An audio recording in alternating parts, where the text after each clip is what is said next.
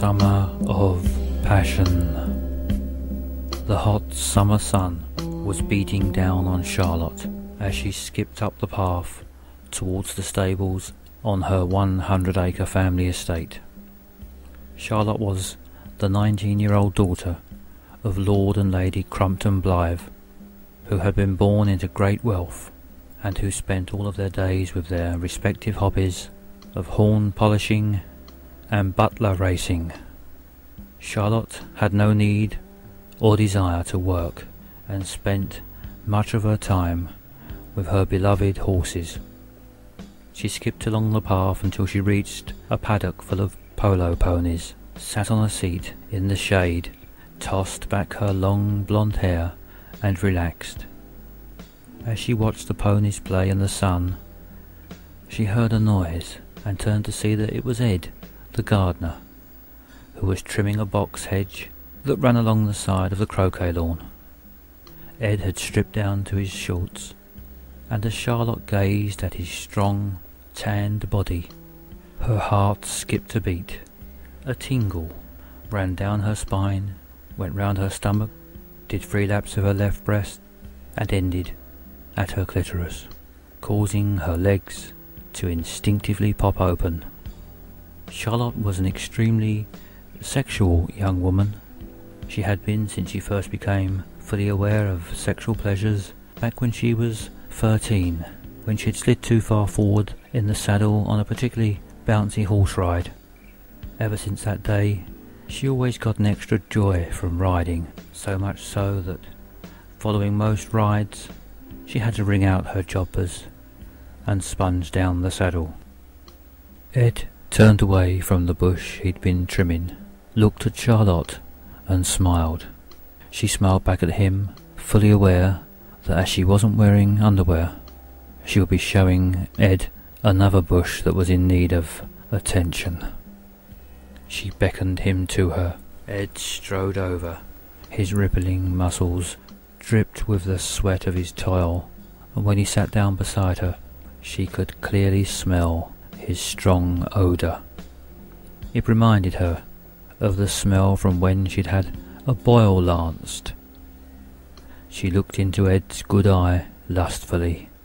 She was not much of a conversationalist, so she patted him on the head and offered him a polo. Ed was not an attractive man. He had a fairly muscular upper torso, but he had the legs of a robin and the face that could be best described as diabolical. His left eye was permanently bloodshot, the right one faced inwards. His left ear was missing, and for some reason it looked like someone had tried to replace it with his nose. His mouth was small like a puckered arsehole. Luckily for Ed, looks didn't matter to Charlotte. She was sex mad and cared not for looks as long as she received the carnal gratification she required. They walked down to the large tool shed, and it was a large tool that Charlotte was hoping for. Once inside the shed, they quickly stripped off their clothes. Charlotte noticed a tattoo on Ed's thigh. It was of a compass. Ed said he had it done so he would always be able to find his way home.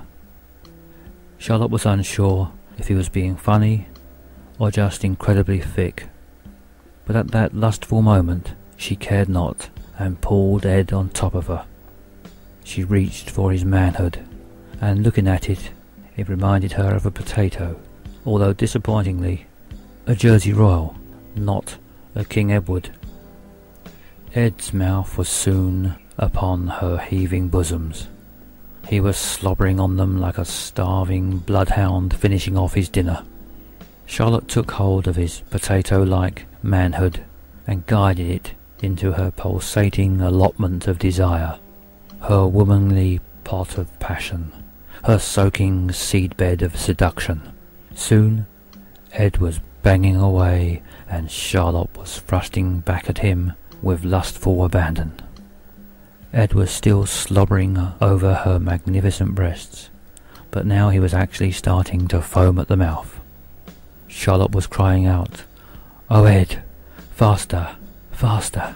The shed was shaking with the frantic thrusting of the wild, love-making couple, until just as Charlotte was nearing her moment of orgasmic completion. A large clay flower pot fell from the shelf, landed on Ed's sweating head, and knocked him completely unconscious. Charlotte kept thrusting in desperation, but it was no good. Ed's potato cock had become soft mash. Charlotte pushed the useless unconscious Ed to one side and got to her feet.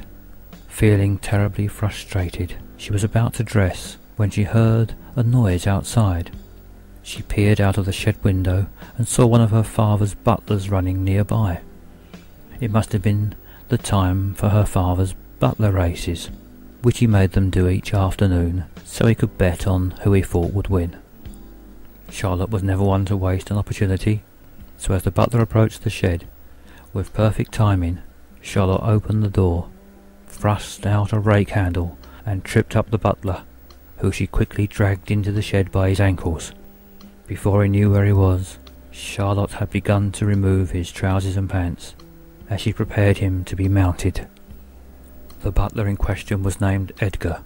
He was 68 years old, had no intention of having sex with his boss's daughter, and besides, he was far too knackered from all the butler racing.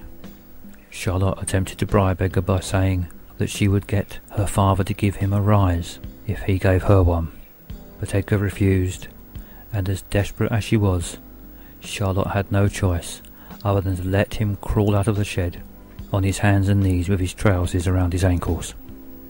Charlotte had never before been quite so sexually frustrated, and had made a puddle on the floor to prove it. With the only man in sight being the unconscious Ed, Charlotte looked around the shed and couldn't believe her luck when she spotted a freshly picked courgette on the table. After Ed, the courgette was her second favourite vegetable. "Oh, at last," said Charlotte, as she picked up and caressed the firm courgette.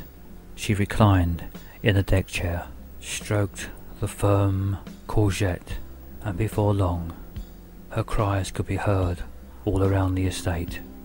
"Oh yes, Mr. Courgette," she said. "Take me. Take me. Take me."